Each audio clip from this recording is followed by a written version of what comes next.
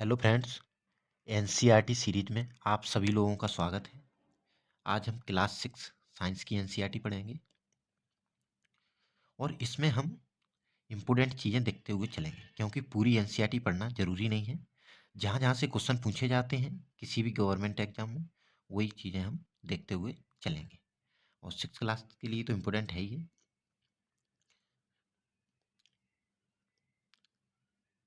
देखिए, अब ये भोजन के घटक हैं, मतलब हमारे भोजन में कौन कौन से घटक शामिल होते हैं उनके बारे में बताया गया है। देखिए, अध्याय 1 में हमने उन खाद्य पदार्थों की सूची बनाई थी, यानी कि हमने इसका चैप्टर 1 नहीं पढ़ा है, क्योंकि उनमें केवल खाद्य पदार्थ थे जो नॉर्मली सब लोग जानते हैं, उनमें कुछ भी इम्पोर्टेंट चीज़ें नहीं थी। भारत के विभिन्न भागों में खाए जाने वाले भिन्न भिन्न व्यंजनों के बारे में भी हमने बताया था तथा इन मानचित्र में अंकित किया था। ठीक है, तो उसमें हमने केवल खाद्य पदार्थों के बारे में पढ़ा था, कौन कौन से खाद्य पदार्थ हैं और कहाँ कौन कौन से खाद्य पदार्थ पाए जाते हैं। जैसे पंजाब है, तो पंजाब में सरसों का साग, मक्के की रोटी फेमस है, तो इस तरीके से खाद्य पदार्थ हैं। ऐसे ही आप साउथ में जाओगे तो वहाँ इडली डोसा इस तरीके की चीज़ें फेमस है, तो उन्हीं के बारे में बताया गया था फर्स्ट चैप्टर में। सेकंड इम्पोर्टेंट है, इसमें घटकों के बारे में बताया गया। एक प्रकार के भोजन में चपाती दाल और बैंगन का भरता हो सकता है, तो दूसरे में चावल सांबर तथा भिंडी हो सकती है। इसके अतिरिक्त अन्य भोजन में आपका मछली तथा सब्जियां हो सकती हैं। तो भोजन है, एक प्रकार का भोजन लिया आपने, चपाती ली, दाल बैंगन, दूसरे में चावल सांभर भिंडी, तो इस तरीके से हम भोजन सामान्यतः करते भी हैं। आमतौर पर हमारे भोजन में अन्न से बना कम से कम एक व्यंजन होता है। दूसरे खाद्य पदार्थों में दाल या मांस का कोई व्यंजन तथा सब्जी हो सकती है। तो हम इसी तरीके से करते हैं, जैसे हमने एक अन्न के ऐसे रोटी ली, उसके साथ एक सब्जी ली और दाल या चावल लिया। इसमें कोई व्यक्ति बाद में दही भी ले सकता है, मट्ठा भी ले सकता है, साथ में अचार भी ले सकता है। इस तरीके से खाद्य पदार्थों को करते हैं। तो उदाहरण है साढ़े दो एक में दिए गए हैं, वो उदाहरण देखेंगे हम। जो इम्पोर्टेंट है हम उसे अंडरलाइन करते हुए चलेंगे। कभी कभी हम अपने भोजन में वस्तुतः इन सभी व्यंजनों को नहीं ले पाते। यदि हम यात्रा में हो तब हम वही खा लेते हैं जो रास्ते में उपलब्ध हो। हम में से कुछ लोगों के लिए संभव नहीं हो पाता कि इस तरह के विविध व्यंजन हर समय खा सकें। आहार में विभिन्न खाद्य पदार्थों के इस तरह के विवरण का कोई ना कोई आधार होना चाहिए। तो यही कहा गया कि यात्रा में होते हैं तो जरूरी नहीं सभी व्यंजन ले लें। तो ये बताया गया कि यात्रा के समय हम कुछ चीज़ें होती हैं जैसे विटामिन है, खनिज लवण है, तो इनकी कमी महसूस करते हैं। विभिन्न प्रकार के खाद्य पदार्थों में क्या होता है, हम जानते हैं कि प्रत्येक व्यंजन एक या एक से अधिक प्रकार की कच्ची सामग्री से बना होता है। तो सब प्रकार के व्यंजन होते हैं, जो प्रत्येक व्यंजन होता है किसी न किसी प्रकार की कच्ची सामग्री से बना होता है। ये देखिए, मैं जो हमने राज्यों के कुछ सामान्य भोजन के बारे में चर्चा की थी फर्स्ट चैप्टर में, वही सेकंड में कुछ बताया गया। देखो, जैसे पंजाब है, पंजाब में क्या है, मक्के की रोटी फेमस है, राजमा है, सरसों का साग, दही और घी। इनमें सामान्यतः सभी पोषक तत्व आ जाते हैं। हम इसी तरीके का भोजन लेना पसंद करते हैं जिसमें विटामिन भी हो, खनिज लवण भी हो और कार्बोहाइड्रेट हो, वसा हो, और ये सब चीज़ें संतुलित रूप में हों। जैसे आंध्र प्रदेश देखेंगे तो यहाँ चावल, क्योंकि आंध्र प्रदेश एक तटीय क्षेत्र है तो वहाँ चावल का उत्पादन ज़्यादा होता है। अरहर की दाल, रसम चारू, कुंदरू की सब्जी यहाँ ज़्यादा फेमस है। मट्ठा की अचार ये साथ में इस्तेमाल करते हैं सब्जियों के साथ में। तो भोजन या तो हमें पौधों से मिलता है या फिर जंतुओं से मिलता है। इन इन घटकों को हम पोषक कहते हैं। जो हम घटक ले रहे हैं उन्हें पोषक कहते हैं। हमारे भोजन में मुख्य पोषक जैसे कार्बोहाइड्रेट है, प्रोटीन, वसा, विटामिन तथा खनिज लवण है। तो इस तरीके से हम चीज़ों को अंडरलाइन करते चले। पोषकों में क्या शामिल है, कार्बोहाइड्रेट, प्रोटीन, वसा, विटामिन, खनिज लवण। इसके अतिरिक्त हमारे भोजन में रुक्षांश तथा जल भी शामिल है। रुक्षांश कुछ नहीं, ये रेशे होते हैं भोजन की में, उसे ही हम रुक्षांश कहते हैं, जो पौधों से प्राप्त होते हैं हमें रेशे। क्या सभी खाद्य पदार्थों में ये सभी पोषक उपलब्ध होते हैं, तो ऐसा नहीं, सभी में उपलब्ध हो या एक खाद्य पदार्थ लिया उसमें एक से अधिक पोषक भी उपलब्ध हो सकते हैं। जैसे कि कोई खाद्य पदार्थ लिया उसमें कार्बोहाइड्रेट भी है, वसा भी है, प्रोटीन भी है, तो एक भी खाद्य पदार्थ में हमें दो या दो से अधिक पोषक तत्व मिल गए ना। तो इस तरीके से हो सकता है, लेकिन मात्रा अलग अलग हो सकती है। तो ये परीक्षण करने के लिए बताया गया है, परीक्षण को इम्पोर्टेंट नहीं है तो हम इसे छोड़ देंगे। ये देखो परीक्षण है, परीक्षण इंपॉर्टेंट नहीं तो हम छोड़ देंगे। अब आएंगे हम इम्पोर्टेंट चीज़ पर। देखो, हमने 3 पोषकों कार्बोहाइड्रेट, प्रोटीन तथा वसा के लिए खाद्य पदार्थों का परीक्षण किया था। विटामिन तथा खनिज लवण जैसे अन्य पोषक भी हमारे विभिन्न खाद्य पदार्थों में उपस्थित रहते हैं। तो ये भी पोषक हैं, कार्बोहाइड्रेट, प्रोटीन, वसा, विटामिन तथा खनिज लवण। इन सभी पोषकों की हमें क्या आवश्यकता होती है, यही बताया गया। विभिन्न पोषक हमारे शरीर के लिए क्या करते हैं? देखिए, कार्बोहाइड्रेट मुख्य रूप से हमारे शरीर को ऊर्जा प्रदान करते हैं। वसा से भी ऊर्जा मिलती है। वास्तविकता है कि कार्बोहाइड्रेट की तुलना में वसा की समान मात्रा से हमें अधिक ऊर्जा प्राप्त होती है।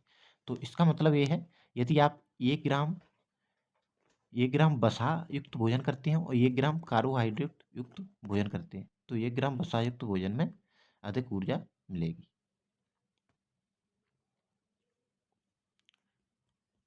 और इन दोनों को ही कार्बोहाइड्रेट युक्त भोजन को ऊर्जा देने वाला भोजन भी कहते हैं, क्योंकि इन दोनों से हमें ऊर्जा अधिक मात्रा में मिलती है, इसलिए इसे ऊर्जा देने वाला भोजन भी कहा दिया जाता है। तो ये क्वेश्चन इस तरीके से बन सकते हैं, किन किन पदार्थों को ऊर्जा देने वाला भोजन कहा जाता है। तो कार्बोहाइड्रेट युक्त भोजन कौन से हैं? जैसे वसा और कार्बोहाइड्रेट, इन दोनों को ऊर्जा देने वाला भोजन कहा जाता है। ऐसे ही पूछा जाता है कि शरीर की वृद्धि करने वाला पोषक पदार्थ कौन सा है, तो वहाँ विटामिन आ जाता है। देखिए, अब जो स्रोत दिए गए हैं ये भी याद रख सकते हैं, ये भी पूछे जा सकते हैं कि अ, इन पदार्थों में कार्बोहाइड्रेट होता है या नहीं होता है, या किन किन पदार्थों में कार्बोहाइड्रेट या वसा पाया जाता है। तो देखिए, कार्बोहाइड्रेट के स्रोत बताते हैं। ये देखिए, शकरकंदी है, आलू है, गन्ना, पपीता, तरबूज, आम, मक्का, इन सब चीज़ों में कार्बोहाइड्रेट होता है। तो इनको देख सकते हैं आप लोग इस तरीके से। सब जितनी भी चीज़ सर्कल में दी गई हैं इनको देख सकते हैं आप लोग। देखो, ये ये वसा के स्रोत दिए गए हैं नीचे। देखिए, ये ऊपर जो सर्कल में दिए गए हैं वो पौधों से प्राप्त स्रोत हैं, और जो नीचे सर्कल में है वो जंतुओं से प्राप्त स्रोत हैं। ये जंतुओं से प्राप्त होने वाले वसा के स्रोत हैं, जैसे दूध हुआ, घी हुआ, मक्खन हुआ, मछली हुई, इस तरीके से। नेक्स्ट देखेंगे हम, इसमें देखो प्रोटीन के स्रोत दिए गए हैं। तो इनमें से इस तरीके से याद करना है कि पूछा जा सकता है इनमें से कौन सा प्रोटीन का स्रोत है। तो ज़्यादातर इनमें है जो दालें सम्मिलित हैं, सोयाबीन हुआ, राजमा हुआ, चना हुआ, मूंग दाल, ये पौधों से प्राप्त होने वाले स्रोत हैं। और दूध, मांस, मछली, पनीर, अंडा, ये जंतुओं से प्राप्त होने वाले स्रोत हैं, ये प्रोटीन के स्रोत हैं। अब देख सकते हैं विटामिन के स्रोत। विटामिन ए के स्रोत हैं, पपीता है और आम है, दूध है। ऐसे विटामिन बी के स्रोत हैं, चावल है, गेहूँ है, यकृत है।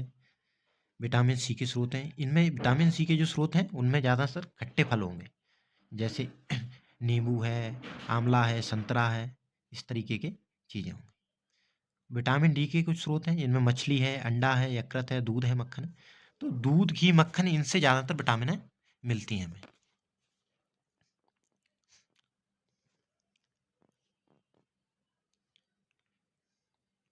देखिए, ये आयोडीन के स्रोत हैं। आयोडीन के स्रोत पालक से मिलती है आयोडीन। अदरक है, ये फास्फोरस के स्रोत हैं। इनमें दूध है, केला है। लोहे यानी आयरन के स्रोत हैं, इनमें पालक है, सेब है, यकृत है। ये कैल्शियम के स्रोत हैं, अंडा है, दूध है, कैल्शियम के स्रोत हैं, इनसे कैल्शियम मिलता है। तो ये सभी स्रोत हैं। ऐसे पूछा जा सकता है इनमें से कौन सा फास्फोरस का स्रोत है। ज़्यादातर इनमें फास्फोरस ज़्यादा मात्रा में है, ऐसा नहीं है और किसी में फास्फोरस नहीं पाया जाता, इनमें ज़्यादा मात्रा में है। कोई भी पोषक तत्व है इनमें ज़्यादा मात्रा में, इसीलिए इनका रेफरेंस दिया गया। इसके बाद हम आहारी रेशों की बात करेंगे। कुछ आहारी रेशे होते हैं जो इम्पोर्टेंट होते हैं, और इन्हें रूक्षांश कहते हैं। रूक्षांश, और इनका काम क्या होता है, काम याद रखेंगे, भोजन को, जो बिना पचा हुआ भोजन यानी अपच भोजन है उसको बाहर निकालने का काम ये करते हैं, हमारे शरीर की सहायता करते हैं उसमें। तो रूक्षांश रेशों का मुख्य कार्य यही है। केवल 2 लाइन याद रखना है इसमें।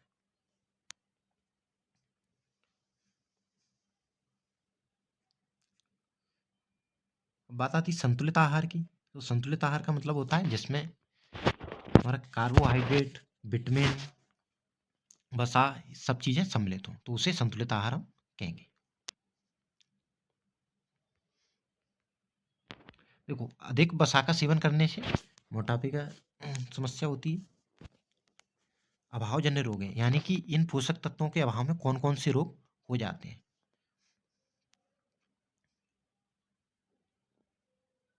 देखिए, जैसे प्रोटीन और कार्बोहाइड्रेट दोनों ही किसी व्यक्ति के आहार से लंबे समय तक अनुपस्थित रहेंगे तो उसकी वृद्धि रुक जाएगी, यानी वो दुबला पतला हो जाएगा।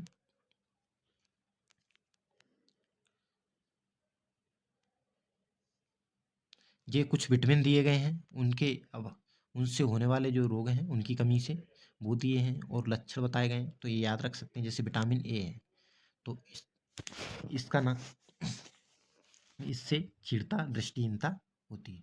और लक्षण क्या है? कमजोर दृष्टि, रात में कम दिखाई देना, कभी कभी पूरी तरह से दिखाई देना बंद हो जाता है। विटामिन B1 बेरी रोग होता है। विटामिन C स्कर्वी रोग होता है। विटामिन D इससे इसकी कमी से रिकेट्स रोग होता है।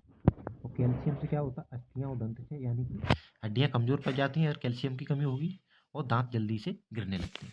आयोडीन की कमी से घेंघा रोग होता है, जिसमें गर्दन की ग्रंथि फूल जाती है।